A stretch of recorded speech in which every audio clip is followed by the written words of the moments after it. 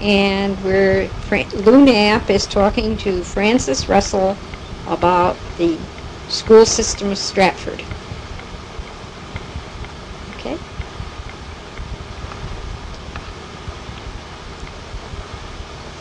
Fran, when you started in Stratford, you said 27. 1927. Did you start here in Center School? No, Honeyspot. Honeyspot. And it's February 14th, 1986. Okay.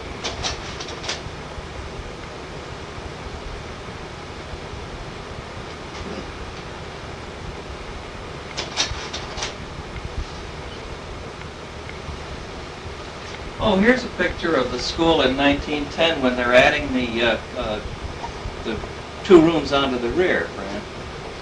Oh, yes. When they were making it Right. bigger. Oh, aren't they cute? Look at the pinafores. Yeah, I have no idea who any of those kids in that picture on the front steps of the school are. You know who the teacher is? No, I have a list of who the teachers were in that about 1900 period, but I don't know which one that was. Yeah.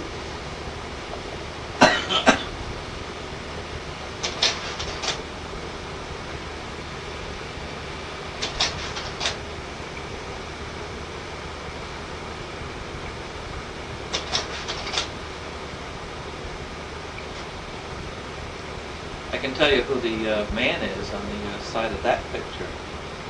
He was the principal and the superintendent of schools and the leader of the band. His name escapes me at the minute. Kelsey? Professor Kelsey. But he did everything. In fact, here's a picture of Dr. Kelsey with the band. For goodness sake. This is 1911. And that history of Stratford that you gave me has the name of all of these kids in there. Yeah. Wasn't that nice? And, included one of those little guys in the back is my father's cousin, Clarence Jago. For goodness sake.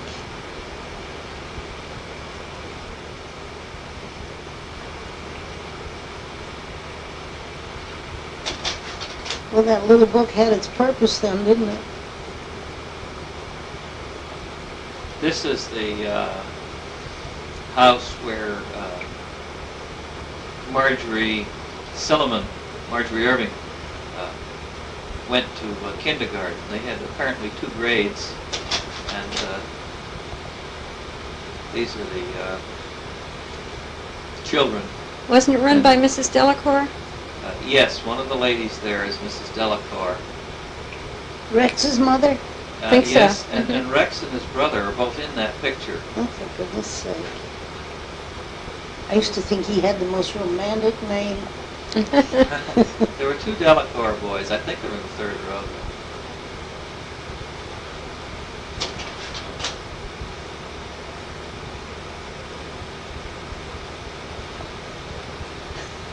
They're beautiful children. Aren't they? Look at the voter, the hat on that child, the second one in from the right. Yeah. Marge Irving is sitting in the middle of the front row, as I remember. I thought she was the one in the sailor suit.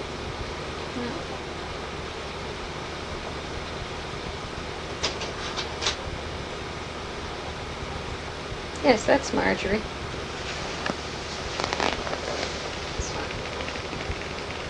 Yes. It looks like her, yes. Yeah, so she'd be the Marjorie one in the Irving. sailor suit. Yeah. Look at the white collars on the boys. Now here's another kindergarten somewhere in the Stratford Center area, and it hasn't been identified who all these people are. The Washington? Yeah, do you remember Washington? Okay, serious visit. Was it Washington?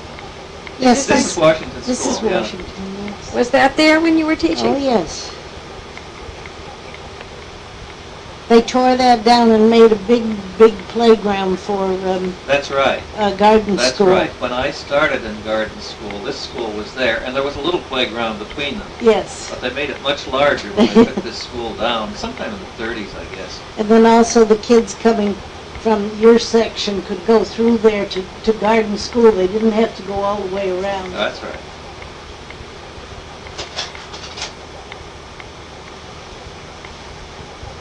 This was the first wooden school built after Center School. Center School was going to be this consolidated school, and then I guess they had to expand from that. Yeah. And they built this one in 1897.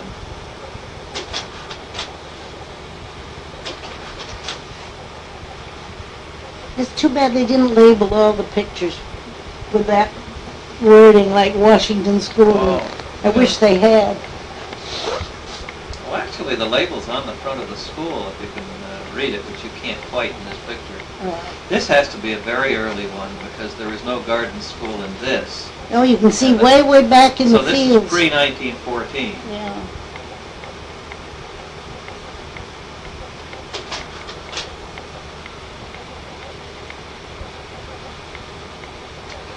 This is the Washington School graduating class of 1925, I believe it was.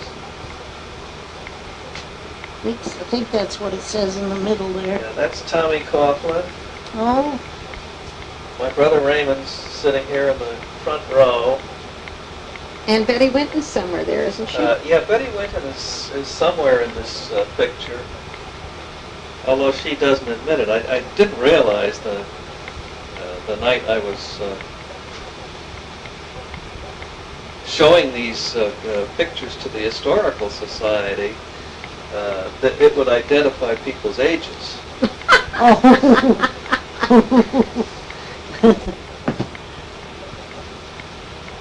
But you know, aren't they good-looking kids? Yes. Yes, they They are. really are.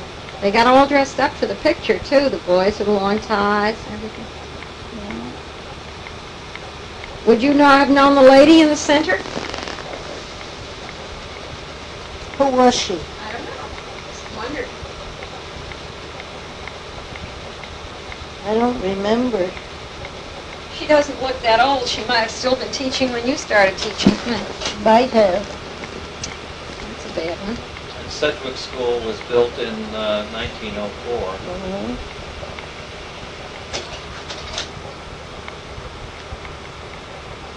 And there it is. You see those empty lots, those level empty lots in back of that school? Yes, north of it. My father and my Aunt Alice and my Aunt Polly owned all that flat land there. Really? They bought it they were all going to live there.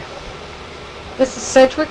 Yes, back of Sedgwick School, down Sedgwick Avenue. Uh-huh. Mm-hmm. My mother sold those about, it was after my father died, I think. She sold them in the early 1930s, I guess. I see. Oh, look at Bunch of young men at drafting tables. it. Yes. We haven't identified where this is or what year, but it's got to be a school. Do you suppose it was in a high school or an academy somewhere? I think so.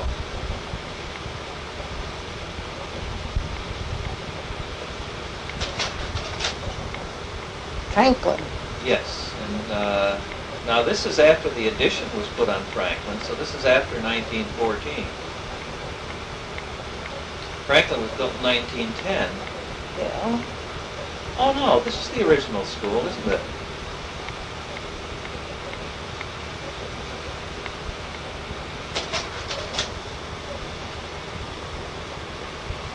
Nichols and Garden were identical when they were built. This one happens to be Nichols, but it could just as well be Garden. And Honeyspot was the same. Is that right? Yeah. I didn't realize that. Yeah. And my room at Honeyspot was this one on the right. Uh-huh. I didn't realize that was identical to these two. There's an interesting story. I have a bunch of 1914 newspapers, and there was a big fight in town as to whether the new school that was built should be built next to the Washington School on North Avenue or whether it should be over on Nichols Avenue. And it was to be an 8-room school. So they compromised by building both of them the same year as 4-room schools. Oh, for goodness And of course, sake. it was shortly afterwards they added the second story to Nichols, and then about 1930 or 31 when they added it to Garden. Well, Honeyspot had a two... This is Garden as a one-story. and And then, they, Honeyspot always had 2 stories. and then they put the top story on. Oh, look at those kids. This is that same group of kids that you saw at Washington School a couple of years earlier when they were graduating from Garden School. They're just getting out of the 4th grade in Garden School. Isn't that... The big bows on their heads.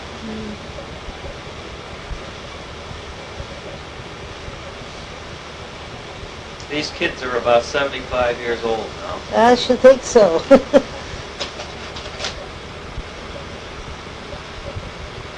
This is the addition being put on to Franklin School.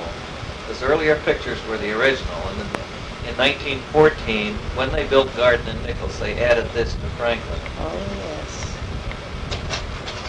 There was a lady there who used to be the principal. Her name was Emma Mink. She was a lovely girl. She was a friend of Ethel Michelson's. Is Evelyn still around? No, she did passed die. away. Mhm. This Bunny Crow that I talk about is Ethelyn's sister. Oh. Mhm. That's a wonderful band, isn't it? Isn't that something? And you know, Louis, in the olden days, we all had to go back on Memorial Day. We had one teacher would be responsible for the band in the building, and usually I drew that. And we all the teachers had to report for duty on Memorial Day. We never had a Memorial Day off. And we all had to march in the parade with our band, the school band, and the rest of the school. Oh, dear. We never got a Memorial Day holiday. Do you recognize where this picture is taken, Fran?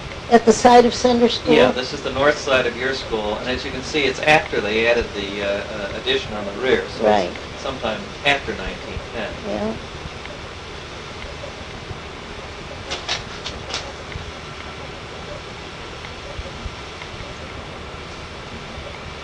This picture of the Consolidated School is right after it was built, I'm sure, because that's probably Stanley Beach in the picture.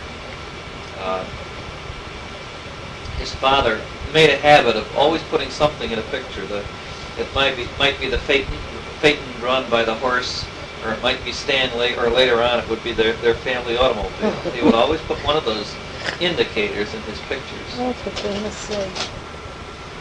Oh, And this is after February 21st, 1921.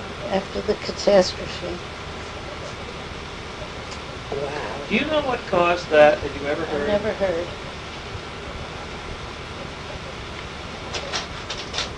I think it was before the days of arsonists.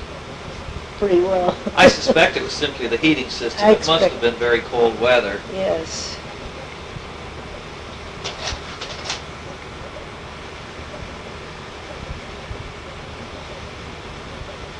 That's snow. Yeah. Yeah, everything is covered with snow. It looks as though they've tried to put a canvas over things to protect the desks Could be. and the lower floor or something.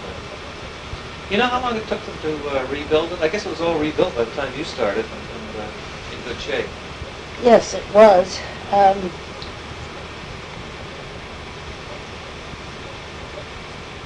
I think the classes were held in places like Packard Hall, and they spread the classes all over town.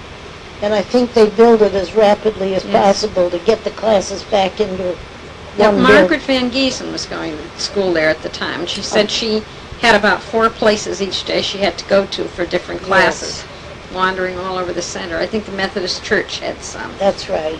They housed them in different places.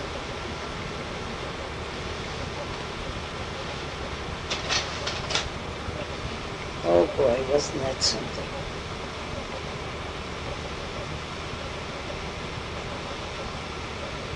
How good that it was empty.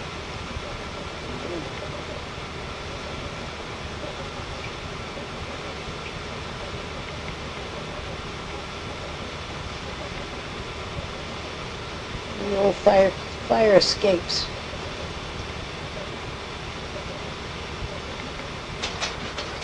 When they rebuilt Center School, they put the fire escapes in the back. They still had, there was 2 stories high, but the fire escapes opened off of the 2 back rooms in the... Did you used to go down them in fire drills? Well, I didn't because I was never on the 2nd floor, but the teachers in my day did.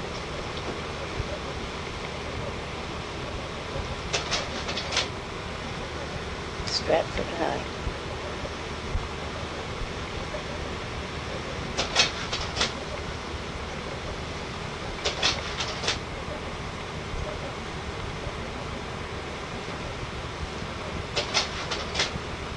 I think when they built Stratford High, Mr. Rogers was the principal. Yeah, he must have been the first principal. I know he was in 27. I think he must have. Yes, when I went there, Mr. Rogers was principal, but how soon before that, I don't know. I didn't realize you went to teach at Stratford High. You taught in Stratford? No, I taught in Stratford, but not at Stratford High. Oh, not at Stratford. This is a group of the early teachers at the graded school.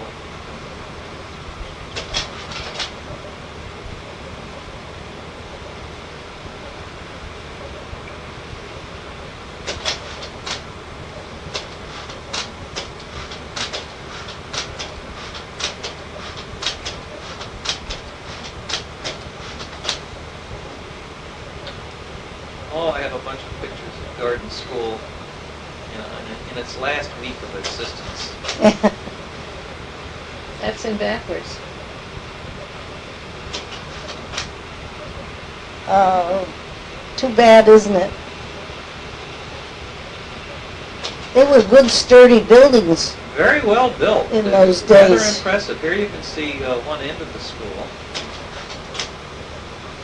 It's hard to believe they had to tear it down. I think it could have been converted into something.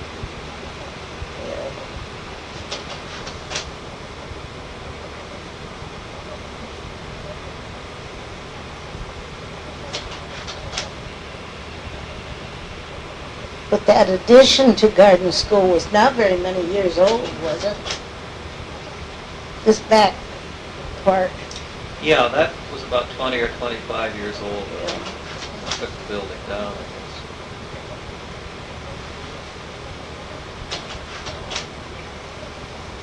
guess. See how sturdy and square that was?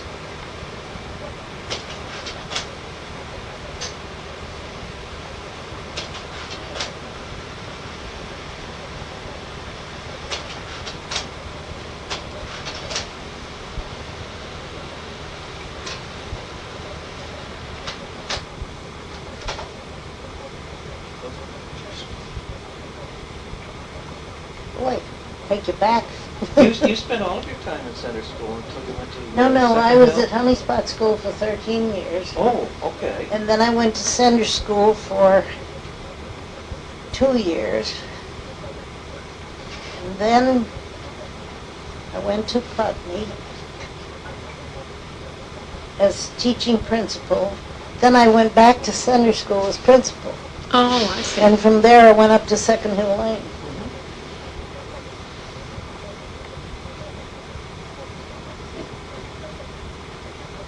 Were you the first principal at Second Hill Lane? Yes, I organized it. When you started in the Depression time, I suppose the kids were a lot different than they are today. Dressed differently. Yes. What were they like?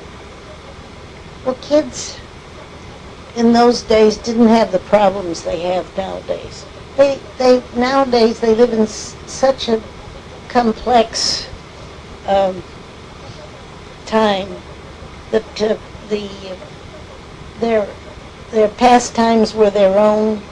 They made their own good times. They invented things to play. They were, I suppose their expectations were lower. right? The traffic wasn't so, not crowded, heavy. And they could run from one yard to another. They used to play games like hide and go seek and run sheep, run all over everybody's yard. And they had no don't go across the street sort of an existence. They had it was different in those days. I guess there wasn't much of a playground at the school at Center. Anyhow, was there? Yeah, there was a big playground in the back. There was a good-sized playground? Yes. It's very, As I remember, it went out to a sort of marshy or woody area at the back. well, afterwards they enclosed all of that in a big high fence, but it extended way, way back of all the houses on, is it Sutton Avenue? Yes. Back of all the houses on Sutton Avenue, it went right back to the marshland where the railroad track was. Bertha Burke said that she can remember, she used to live on the north side of the railroad track. And they were never allowed to go down back and go across lots to Center School because there was a swamp there. And Bertha said one day her mother dressed her all up in her best clothes. Oh, she got a new dress, and she wanted to wear it to school, so her mother said yes. And she knew she wasn't supposed to cut across lots and go through that swamp. But another girl got her to do this, I think. And what should Bertha do but slip and fall in the mud, all in her brand new finery, cutting cross lots going home from school. Did you used to take the children outdoors at recess? Yes. Yes. And a teacher had to do that. Oh, yes. You had to be with them every minute. What about lunches? Mostly, they went home to lunch. They lived near enough so they could go home. And at noontime in those days, we had an hour and a half. Oh. They got out of school at 11:30, and they came back at 1 o'clock. So almost all of them, I can't remember any of them staying for lunch. But you brought your lunch, did you? Well, when we were at we had our lunch when we brought our lunch when we were at Honeyspot School. But when I taught at Center School, we used to eat over to St. John's Drugstore. We used to make up fresh sandwiches. He was a lovely character.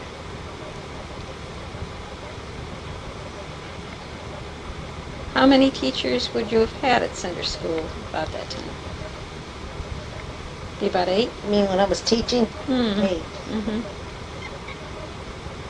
And that would be back around 19... When I went to Center, let's see what time. 1940? 39. Because when I got married in 39, I guess it would be about 35, because when I was married in 39, and that's when I moved from Center to go to Putney. Did you always teach a particular grade, Fran? I taught first and second for 13 years. And then after that, I taught third and fourth. I always had a combination grade. I never had one grade. I see. Oh, but we used to have 42 kids in the class. Oh, my And goodness. with first and second grade combination, it was all Got pictures of Black Rock Yacht Club and all so that. hard. Oh, I should think so. You mean, was there anyone else teaching a combination class too then? All of us had You all Most did? all of us, yes. In one room? Yes. They weren't using the portable buildings out back by this time, were they? I know earlier on they had Well, when we were out back. When we were at Honeyspot, they had the portables. Yeah, you did. Yes. They were, I don't know whether you know who Helen Freeburg is. She was in one of the portables. I forget who the other girls were that were in the portables.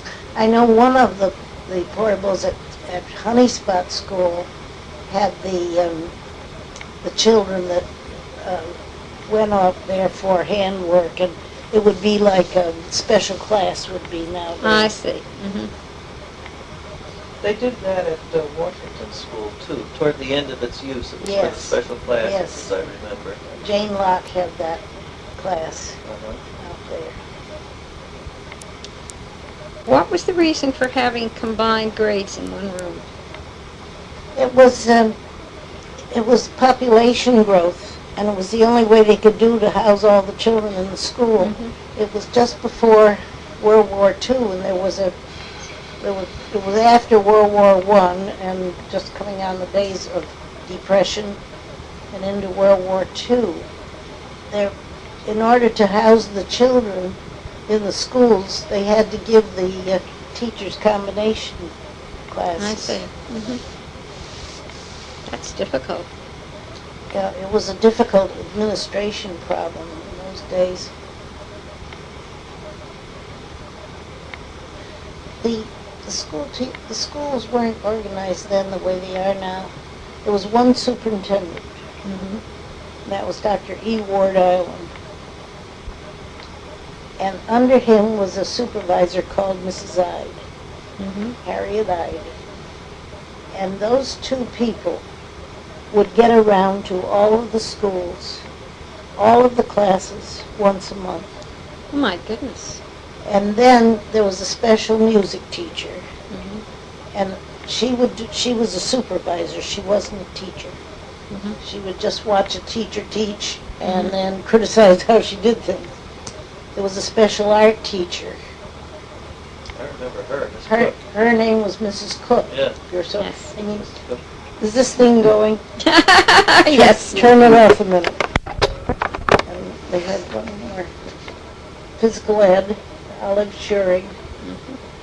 And That's right, a phys ed teacher used to come around, Yes. too. I'd forgotten that. And then sometimes a teacher would have all of the supervisors, including Mrs. Ide and Mr. Arlen, come streaming in and sit in chairs in the back of your room and watch you and make notes and watch you and make notes. And here's the poor teacher up front, sweating blood up there, wondering what she was doing wrong. With 42 children all in different grades. 42 children in 2 different grades. And we called it the big parade. Every once in a while you got all of these supervisors together to watch you teach. And then they would have what they called a criticism session afterwards. They would pull you apart. Really? Yes. They weren't unkind to me ever. But just the same, it was a nerve-wracking Oh, I should think so. sort of a thing. And then, of course, you got each one of them separately. But there were no assistant principals. There were no assistant superintendents. There were no anything on assistant levels. The principals were practically all, maybe they were all teaching principals. Were they all teaching No. principals? No, they were in There were Stratford. some They separate. were not teaching principals. Okay, now, I know in garden school, Mrs. Cortate was. Yes, she was. She taught 3rd grade Yes. and was principal at the Right. same time. Now, I think there was a lady called Miss Spoor at Center School, Uh-huh. and she was a she was a administrative principal. And my principal, Mrs. Brown, who worked at the Sterling House before Mary, and who Mary was her protege, and she Hulda. Okay. That was my principal, and she was administrative principal, not a teaching principal. I think Miss Spoor at Center School ran the band. Did she? Yes, I remember that. I went to there, and she used to lead the band. Well, that's a takeoff from Professor Kelsey, isn't it? And then there was another teacher, but I don't think she was a principal at all. Her name was Mrs. Fillmore. I remember Mrs. Fillmore. She taught at Center School, didn't Yes, and she was a character. she? Mm-hmm. She used to get things done, and she apparently knew Harold Lovell since he was a boy or something, and he was on the Board of Education. And she wasn't afraid of Harold Lovell or losing her job or anything else. And when we wanted $5 extra a year, Mrs. Fillmore would fight like cats and dogs to get us $5 extra a year. Mm-hmm. You spoke about going over to the drugstore for lunch. When the kids went home to lunch, you had a patrolman down there at the crossing, didn't you? Miss Fred Nell. Fred Nell did it for years. Yes. Yeah. He was wonderful. He was a great guy.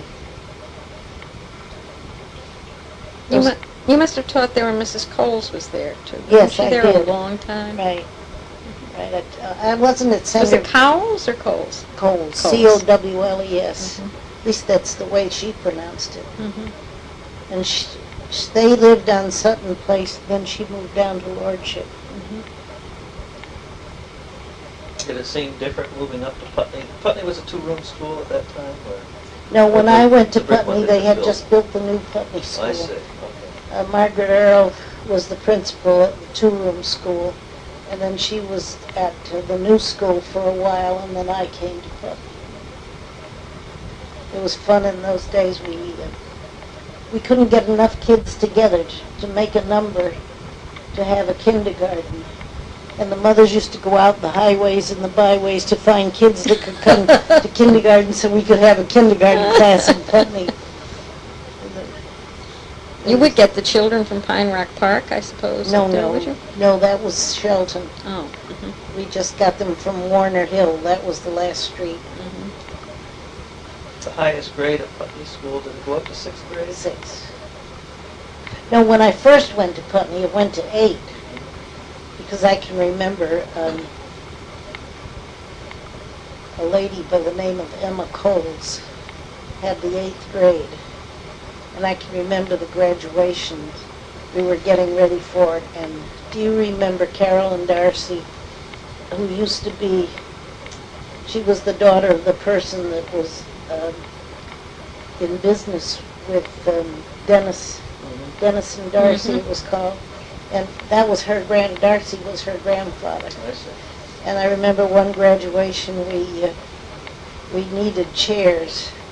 And the town of Stratford was supposed to transport the chairs up to Putney so we could have graduation outdoors.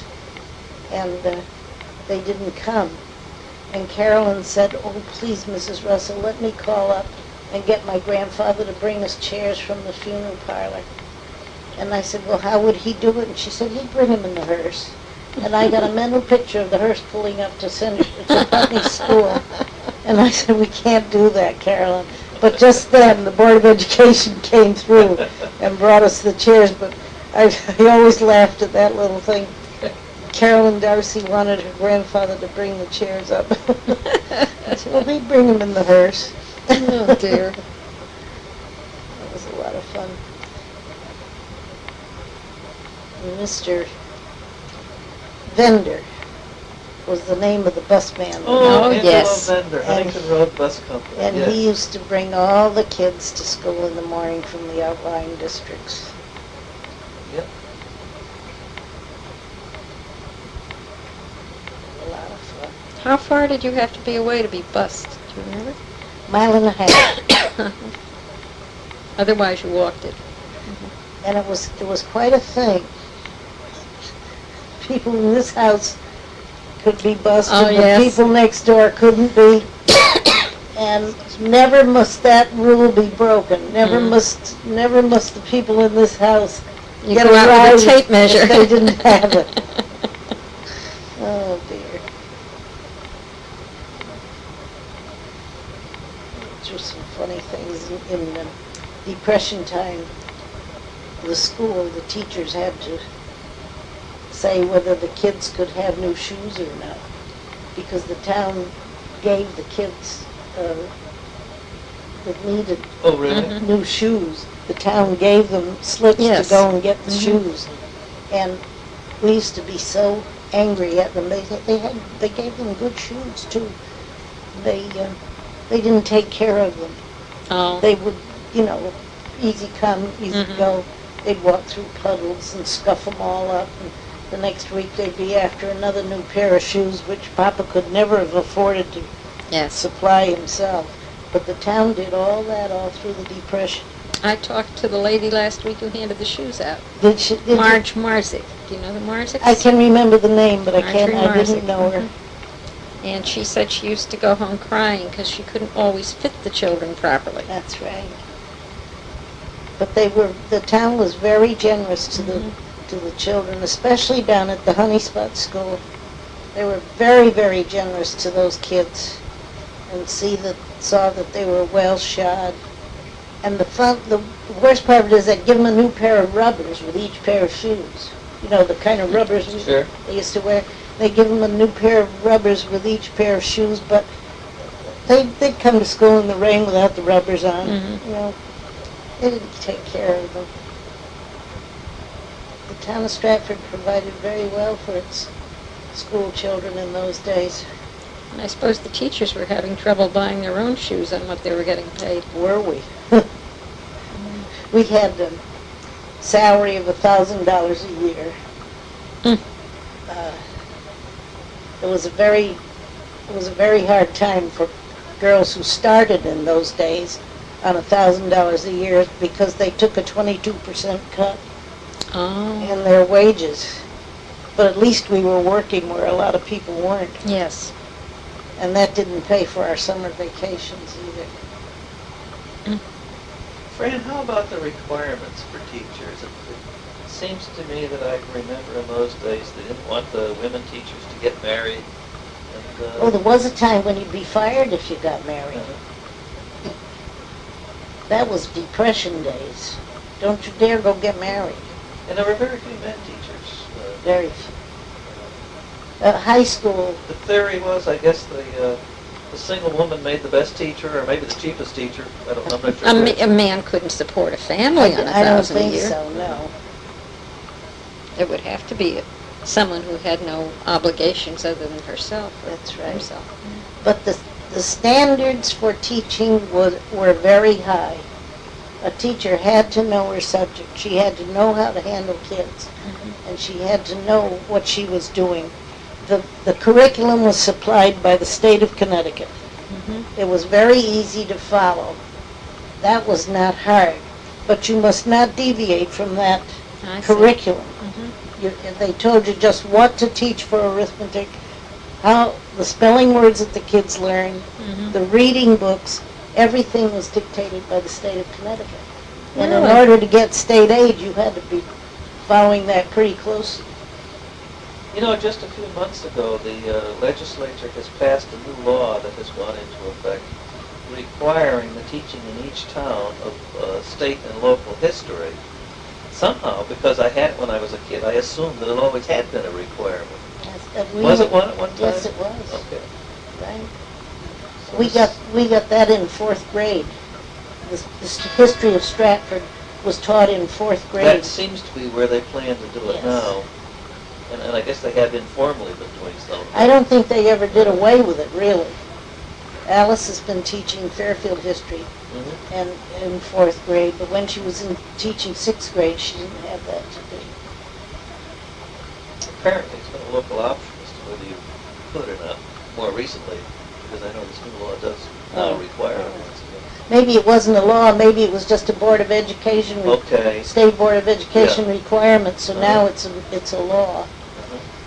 But the towns were not allowed to choose their own textbooks. I think they had a choice of a list, but our arithmetic books, you had to, that was your curriculum, and you teach what was in that book. When I first started teaching, that was in the town of Trumbull, we had what was called the state leaflets, and we taught the kids to read from those state leaflets, which were very interesting. One leaflet was a birdie with a yellow bill hopped upon the windowsill, cocked his shining eye and said, "Ain't you shamed, you sleepyhead?" That's exciting. And another one that I can remember, I taught him for so long that I can say them backwards and forwards. The mountain and the squirrel had a quarrel. The mountain called the squirrel Little Prig. Squirrel said something or other, I've forgotten now, but the whole thing ended up, "If I cannot carry mountains on my back, neither can you crack a nut." Now what, can you tell me what would get kids interested in reading from those things? But they did, they learned to read.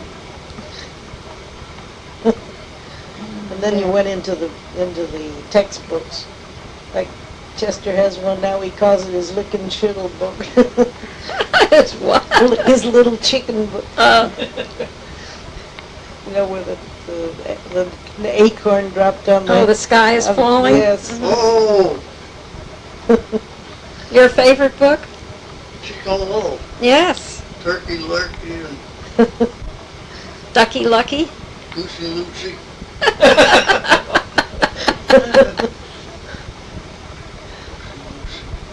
See, there wasn't any more, was there? I don't think Sure, so. there was Foxy Loxy. Oh, Certainly. Yeah. They Was all Henny went to Penny see- in that Henny one? Pen- that's the Henny Penny was the And one that Rooster started the Rooster. whole thing. What? Rooster Booster. Rooster Booster. I can't remember Rooster Pooster. I think he made that up. That's because I never had a Chicken Little book. Or a lick and chittle either.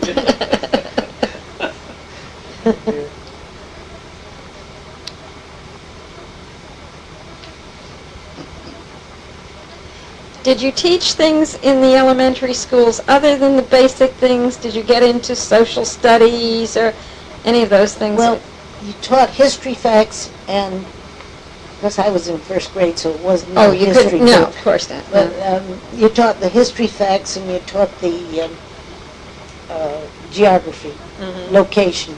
The kids had a good geographical background. They don't. I don't think they teach that very much anymore. We taught longitude and latitude, Mhm. and where place, you know, they located countries. Mhm. And well, at one time I could tell you all the countries in Africa, but I can't now. Oh, boy. Neither can the kids in More school, than ever. probably. Yeah. But we had a good knowledge of where things were in the world, and that was taught to us in normal school. Mhm. We had to pass. To be a teacher, was it 2 years of normal school after high school? Right. Mhm. Yes. The schools were located where? The normal schools. Oh, one was in Danbury, one was in New Haven, one was in New Britain, and one was in Willimantic, Which one did you go to? New Haven. The one that we went to in New Haven is now Southern Connecticut I University. guess most of them have expanded They've all turned into- four-year schools. I don't know about the one at Willimantic. Is there an eastern Connecticut? But I know Danbury is western. Westcon. Right. Mhm. Westcon. Yeah, Westcon. And New Britain is also university. But I suppose with Willimantic being so near stores, see, it's only 3 or 4 miles out from Willimantic to stores. I suppose that got absorbed into probably. Sure. Did they encourage you to do further study after you became a teacher? They sure did. Uh-huh. Everybody seems to go for their masters now and so Right. forth. We were required to do. Oh. It was required. That's where the rest of your salary that you could save up went Mhm. to buy your courses for until you got your bachelor's. That was the beginning of the teacher's college, the Mhm. 4-year college. We used to have to spend our summers getting points for that. And then would you automatically get a raise in salary once you'd attained that? After we got a salary schedule, Mm-hmm. which we didn't have at first. I see. At first, you taught for what the town told you could teach for. Mhm. But after there was a salary schedule, included in that salary schedule was a provision for further studies, Mhm. so that you got a raise if you did thus and so. About what time did that start? Let's see when we would go.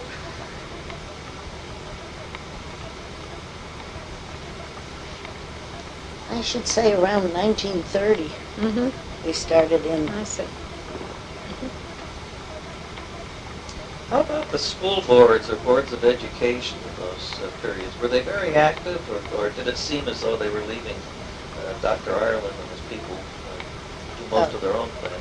School boards in small towns, now I don't know about cities, but school boards in small towns like to keep the cost of education down.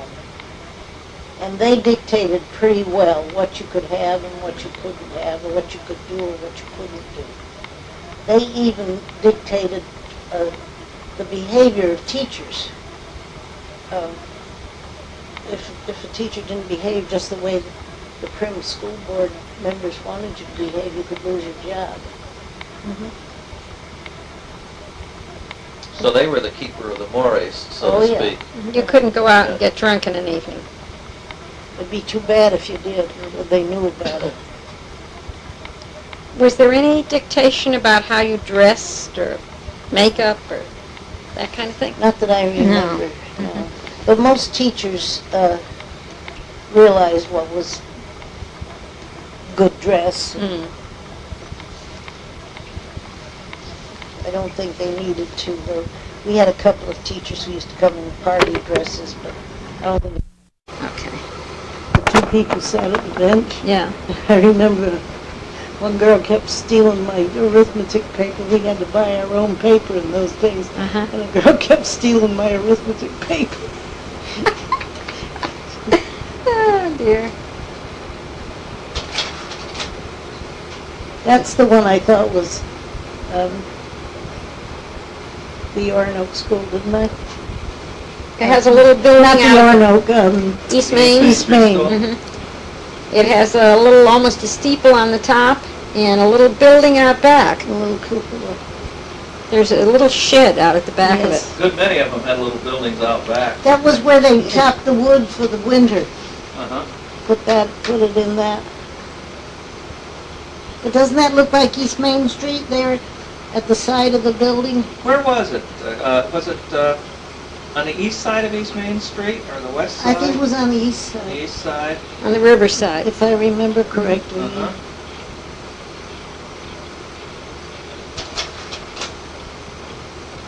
Now this is the South School, Sandy Hollow.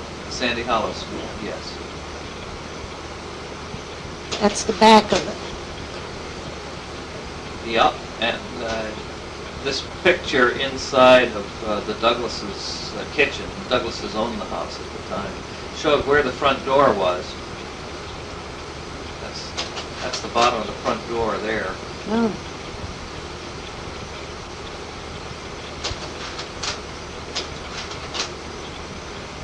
Look at the initials. WH.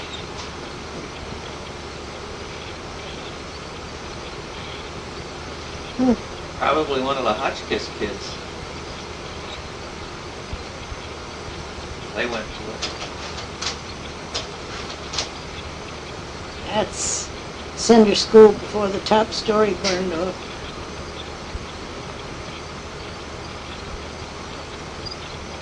When did you start teaching in Stratford? 1927. Well, that wasn't too long after this then. Well, it was 6 years after. 6 years. Yeah. Yeah. They had it all remodeled so that the entrance was on the ground level. And when you got inside, you went up the steps. Instead of going up the steps and then I going into school, Oh, they sure. made that all flush Uh-huh. across the top, and they took the third story right off. You notice in this picture it's only 2 rooms deep. There are 8 rooms in it. It was about 1910, I think, when they added the 4 on the rear. I think the 2 downstairs room was the elementary school, and the top story were the high school I see. kids.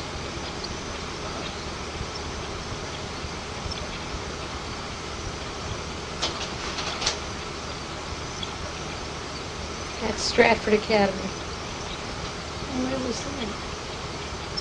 on Academy Hill. Long before your time. Yeah, a little bit. Yeah. You can tell where it was because in this picture you can see what was the Wheeler's house and then Oliver Lay's house Oh, behind yes, it on right. Main Street. I get it. Now, it says 1905. Yeah, it says 1865. Oh, but I'm 1865. a bit skeptical of that. Frederick Beach would have been 19 years old in 1865, and I don't think he was in Stratford taking pictures then. I suspect this is either someone else's picture or he took it later, but I'm not sure. And this was Professor Sedgwick who That's where ran Sedgwick, the academy. that's where Sedgwick Avenue got its name. Yeah, Sedgwick School later And the was old named Sedgwick after him. School, yeah. Yep. In fact, I believe we have pictures of that in here too. That's the academy again at an earlier date. With separate doors for boys and girls. Separate floors for boys and girls, as a matter of fact. The door on this end led to the stairs that led to the upstairs room where the boys were taught. The door on the other end led to the downstairs room where the girls were taught. Oh. But gee, it's all right, but all wrong. The boys' door's on the right. The boys always got the left-hand door.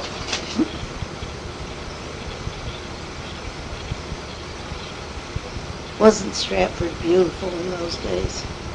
Look at the elms there. This is before 1916, before the bank was